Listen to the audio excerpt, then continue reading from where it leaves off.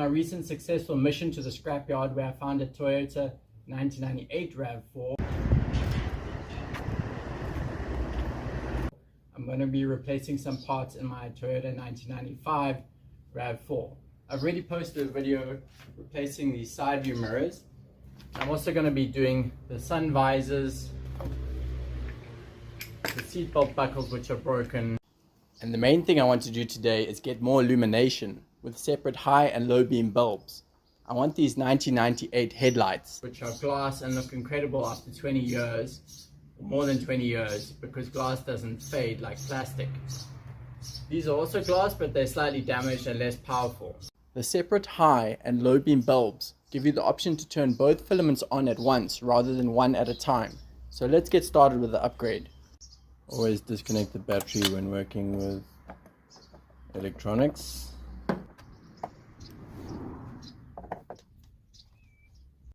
One small Phillips screw secures the cover underneath the light.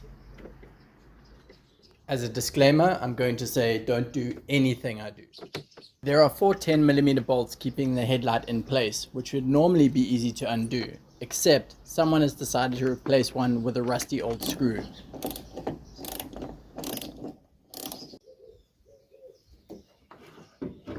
There are 2 things I'm unclipping here. A small grey connection for the 5-watt parking light and a larger black connection with 3 wires for the main bulb.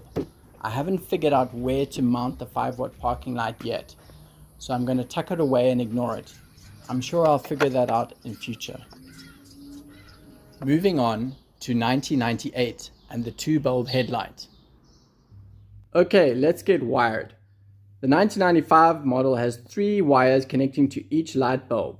A red and green, red and yellow, and red and black or red and blue wire.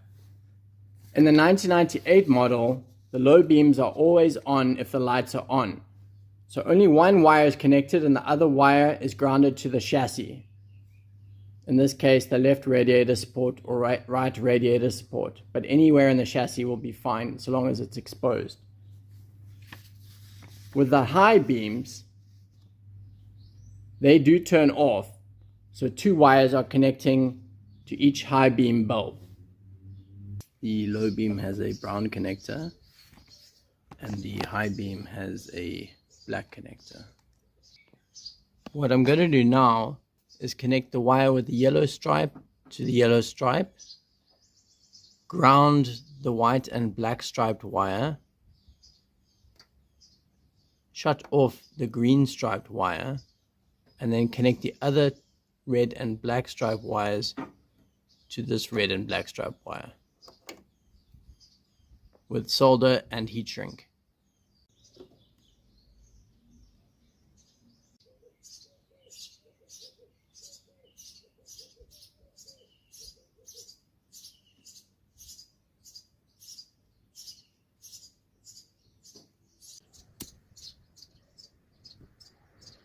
This looks like a good spot for the ground connection.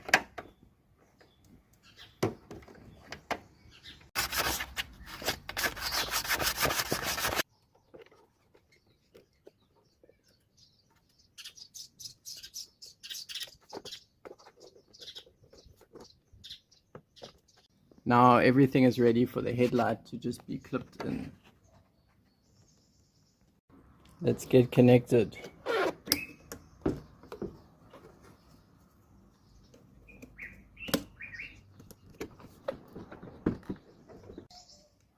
Everything bolts back in place just like the older headlights.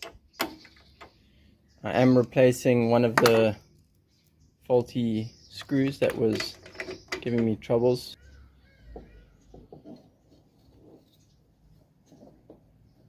Reconnect here.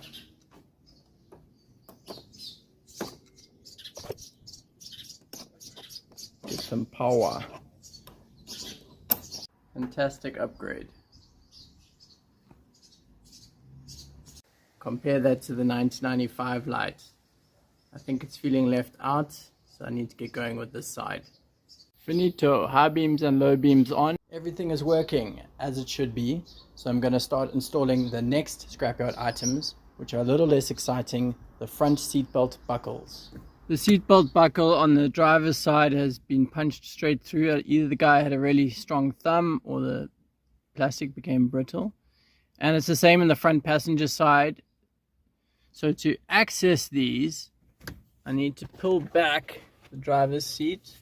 You can see there's a screw there and another screw there, and then one right at the top in the cup holder. You just need a normal Phillips screwdriver to attack these.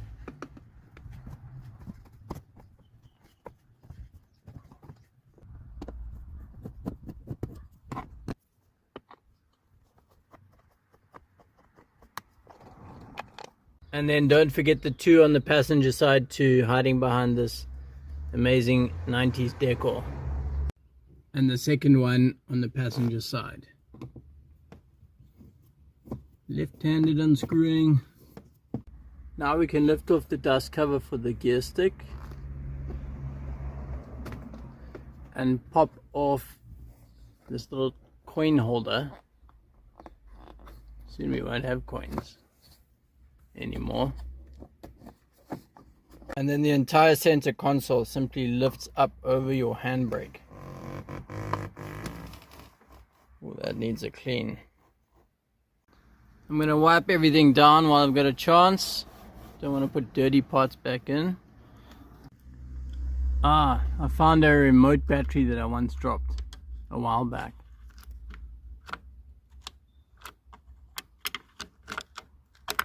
I also found a couple of worthless old coins down there. Once it's cleaned up a bit, move the passenger seat forward. And then we can access two more screws to get this final cover off. The cover just pulls off. And then there's more cleaning to do, maybe with a toothbrush. And then we can take this off with a socket wrench. Okay, out with the old.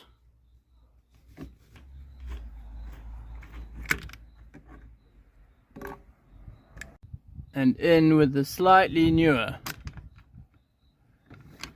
If you can't find a good second-hand seatbelt buckle, I'm sure you can buy these new. Make sure it's quite tight. And then put it all back together in reverse. This central clip slides back onto this bolt, and that is the only catch.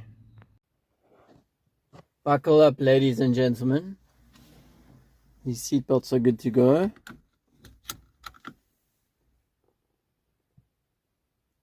Good stuff, fantastic.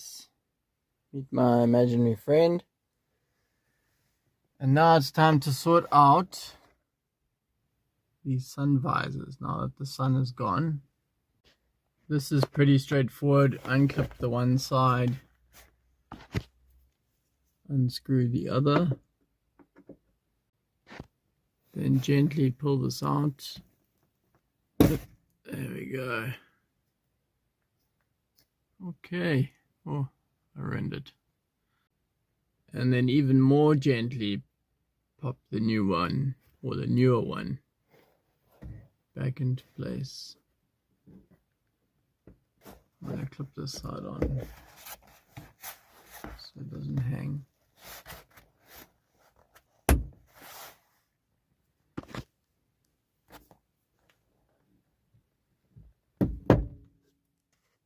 Ta-da! And then screw it back in.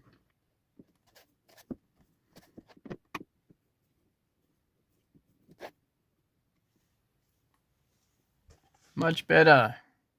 This little warning on the sun visor says do not use the diff lock switch when the vehicle is cornering or when its wheels are spinning freely off the ground. I certainly will not. That is all for today. Good night. To the mountains we go. Rally driving.